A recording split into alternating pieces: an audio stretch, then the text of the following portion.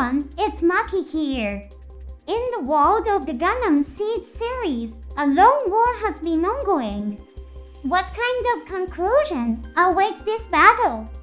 Will the war end with Knuckles and coordinators joining hands and stepping into space together? Or will humanity as a whole receive a devastating blow and head towards destruction? When we think on a massive historical scale, the outcome of the battle is already suggested. This is recorded in the setting of the works produced by Yoshiyuki Tsumino, the director of the original Gundam.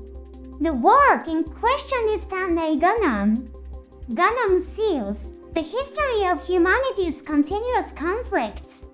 Everything in the human living area is covered by Naomakis, decomposing weapons and civilizations into sand. It separates people from the concept of war itself. Officially, Tanei Gundam is stated to be the future of all Gundam histories. In the materials I have at hand, this is mentioned in the description of the Master Grade Tanek's mobile suit, if I can find it readily. The history of the Cosmic Era also leads to the era of Tanei Gundam. Of course, whether the end of the Cosmic Era comes from the war between Knuckles and coordinators is unclear. There is also the possibility that the battle depicted in the movie could end with a happy ending. However, if the era of Tanei Gundam is the future of the Cosmic Era, there are interesting elements to consider. One of them is the technology of mobile suits. It is conceivable that the technology of the Cosmic Era has evolved into the era of Tanei Gundam. For instance, the technology developed in the world of G-Gundam also exists in the era of Tanei Gundam. Let's have a light-hearted discussion by expanding our imagination. By observing the future technology of the Cosmic Era, let's imagine the enhanced forms and abilities of the Rising Freedom and Immortal Justice. I believe the Rising Freedom Gundam may acquire a self-repair function. In Tanei Gundam and its rival Taneks, there are self-repair functions facilitated by Naomakis. Does this idea seem far-fetched? Actually, in the world of the Cosmic Era, self-repair functions already exist. They are incorporated in the Stargazer Gundam, a unit designed for extended solo space exploration. To this end, a self-repair system using extremely tiny machines, Naomakis is equipped. Of course, it is unlikely to restore itself at the speed of the Dar Gundam from G-Gundam. Such rapid repairs are not depicted in the Seed Stargazer story either. However, in the era of the movie where technology has advanced, it wouldn't be surprising to see improved Naomakin repair technology. How would it be utilized then? Simply having the Gundam instantly recover from enemy attacks wouldn't be interesting for the fans. I don't think such a development would be portrayed. Let's recall the original planning stage name of the first Freedom Gundam. It was initially called Fire Gundam.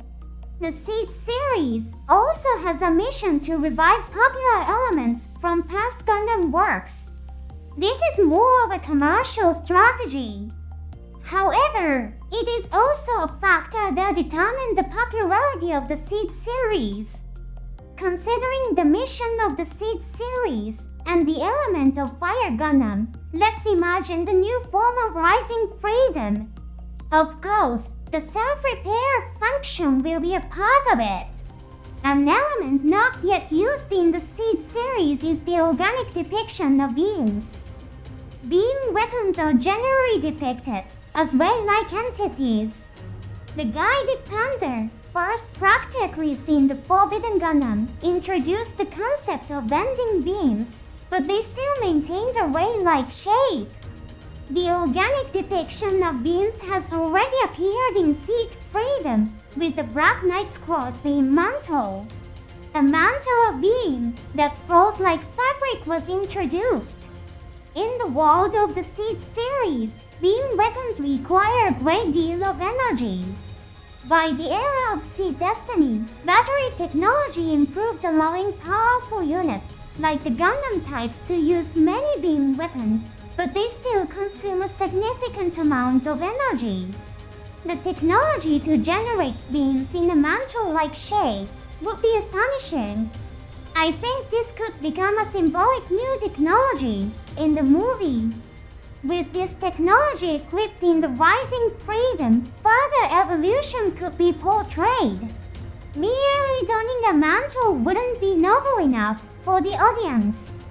At this stage, the initial name Fire Gundam comes back to mind. Perhaps we'll see a depiction of the entire body emitting beams like flames. There might also be the possibility of evolution, where wings emit light like flames. Bully 2 Gundam and Crossbone Gundam X-11 use similar equipment. However, just emitting light from the wings would be the same as the Strike Freedom Gundam or Destiny Gundam in Seed Destiny. To provide a new thrill to the audience, it might be necessary to have the entire body emit flames.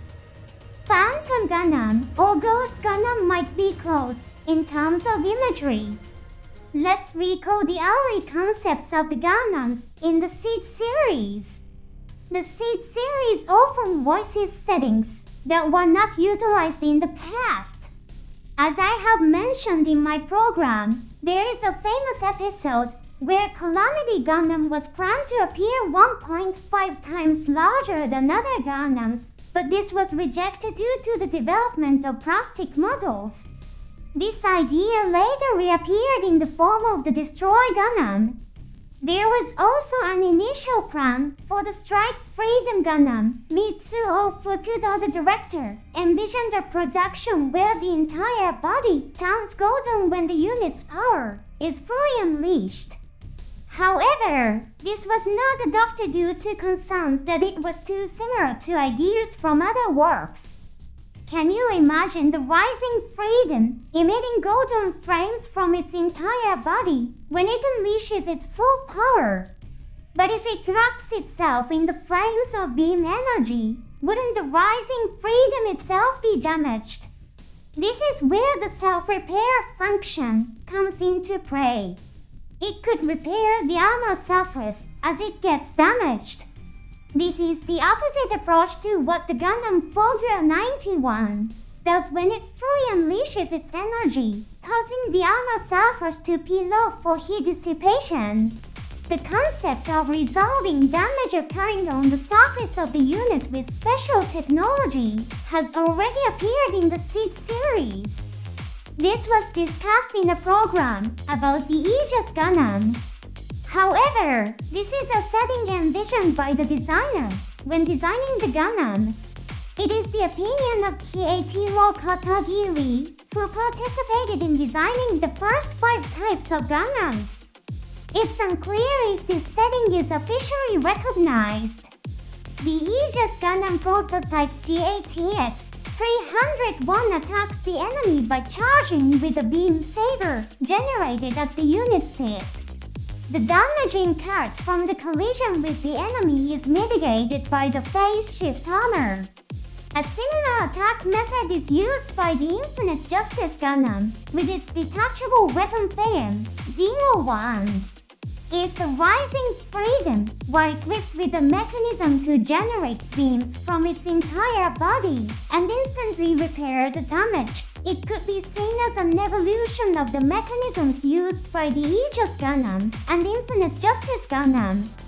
The Rising Freedom Gundam, emerging from the darkness, generating golden beams from its entire body like flames. Doesn't its appearance resemble a scene akin to the rising sun? It seems like an expression befitting the name Rising. And one more thing to consider. What do you think is the first scene depicted in the original Gundam? It's the sun emerging from behind the dark earth, and at the end of the ending scene, we see the rising sun again. What abilities do you think the Rising Freedom would gain if it were enhanced? It seems a bit unfair if only the freedom is strengthened. Would the mode or justice also receive similar enhancements as the Rising Freedom? Let's wait for the movie's release with various imaginations in mind. Until next time, see you in the next program.